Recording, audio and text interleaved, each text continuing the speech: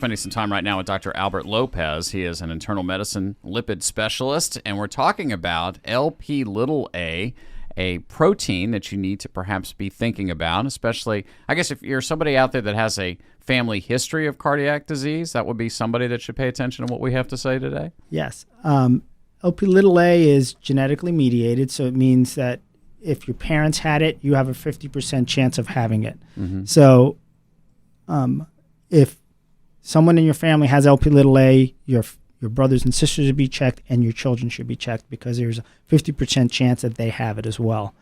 The people that should be checked are people that have had a coronary event or arterial disease or a stroke at an early age, have aortic valvular disease at an early age, have high cholesterol and they take a statin and it doesn't seem to affect the cholesterol very much. Mm-hmm. That's probably Lp(a) because in the standard lipid test, Lp(a) is driven into that LDL cholesterol number. Mm-hmm. So it's not a true LDL number. And then people that have very early events or people with family members at early events or people that have family members with Lp(a). Okay. And so when you get tested for Lp(a), it can be done along with the battery of other tests that you might get for an annual physical or wellness check? Correct. And I've been told, as I've asked a couple of the labs, it runs about $10 to $13 if insurance decides not to pick it up, but it's well worth to know if you've had it or not. Yeah, worth every penny, right? Yeah. Well, so is it a situation, doctor, where we all have it? It's just the question of degree that you have it? Or correct. Okay. All right. Just like cholesterol. Correct. We all have some form of, some degree of cholesterol. Right. And if I can go into the history of it, it's very interesting. We know that this is a pro-clotting drug. It looks like prothrombin, so it has you clot easier. Mm-hmm. And I guess when we were hunter-gatherers, and if whatever animal gored you, it would help you from bleeding to death immediately. Or in childbirth, you didn't have midwives way back in prehistoric days, you would probably not die in childbirth from bleeding as a woman. So,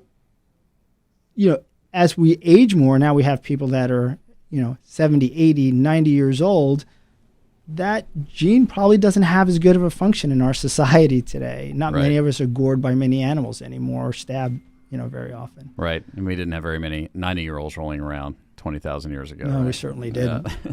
In the United States, doctor, I mean, how prevalent is this? Is it as prevalent as high cholesterol? Not quite, but you're talking about 20% of the general population. Mm-hmm. That's 1 in 5 of us that have an elevated Lp(a). That could be a potential risk. That's about 64 million Americans. Globally, that's about 1.4 to 1.6 billion people globally. So it's pretty prevalent. And then there's certain ethnicities that have a higher prevalence.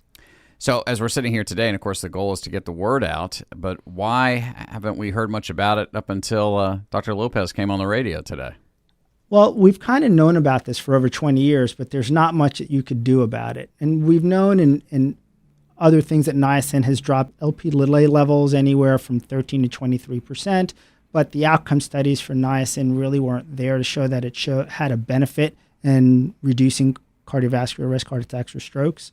There's some literature that says vitamin C will lower it, but again, we don't know if that decreases event rates.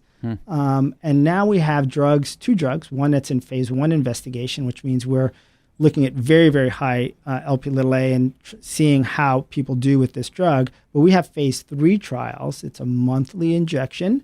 We're looking for the event rate. Are we reducing? We know it drops at 80%, the Lp(a), but does it actually reduce events of strokes, heart attacks, or arterial disease? So if somebody tests with a high Lp(a) number, are there still studies, investigative experimental studies that they can enroll in? There are. The interesting thing is that anybody that has an elevated Lp(a) should be on a statin because you help lower that LDL and it reduces risk. But there's a recent study by Dr. Sam Semikis at University of Southern California that showed that Lp(a) actually goes up a little bit, but we don't know if it actually increases event rate when it goes up to some degree. So you should be on a statin because it does decrease event rate. We know that exercise doesn't really affect Lp(a), but you should still exercise because we know it's good for your brain and your ticker. Right. We also know you should not try to eat a lot of junk food and watch the number of carbs you eat because we know that things that oxidize phospholipids are things like smoking and activity and high sugars or uncontrolled diabetes. So if we can control those, theoretically there's less oxidized phospholipids or less this oxidized cholesterol level, which then would decrease event rate theoretically. So even we haven't shown that, but this drug we're looking directly at, does this drug, we know it lowers Lp(a), does it causally decrease event rate?